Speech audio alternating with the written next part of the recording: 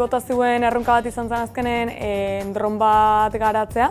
Guri eman zizkuen komponente elektriko behar genitunak dron horrek funtziona zezan. Komponente elektriko muntaketa bat itea, nola jungo zian, eta gero ja dronan forman pentsatzen hastea, eta ere baita zertako balioko zuen dron horrek. 3 erronka mota jarri ziguen, osasune, larrialdi eta gero paketek eta entregatzeko beste egoera bat. Eta gure kasun aukera hauen duen Zeppelin ondon listor asiatiko zeren da kasualidadez paren tokau zen, suhiltzaileek hori ginen da idea hortan zentrau ginen da horren soluzio irtenbide bat bilatzen saiatu geha dronakin. Eta geho beste batzuk baita medikuntzan zentrau die, medikuntzako organok eta leku batetik bestea emateko, eta beste batzuk larrialditako mailue bezala ibiltzeko dron bat indue, badiez autobuseketako kristala puskatzeko diamantea ibiltzen bezala.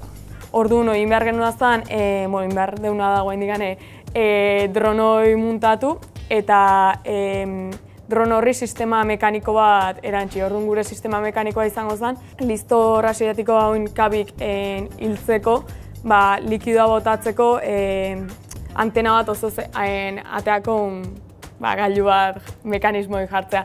Orduan, guain ja gaude prozesun, pintatu dana bukatuta da, atzo pintatzeaz bukatu genitun komponente guztik, eta gaur montatu eta eganitia lortu duen. Ikasi beharra izan ditu, impresorak ibiltzen, dron bat iteko ze beharra den, hori esan duguna, lehenoen elektronikako zati ere, bukadibez, elektronika ez deu, ia ez zerreman, eta hau itxiakin, gu diseinokok izan da, elektronikako parte hori ikusi den dugu behintzat zerrakan dron bateko barrutikan.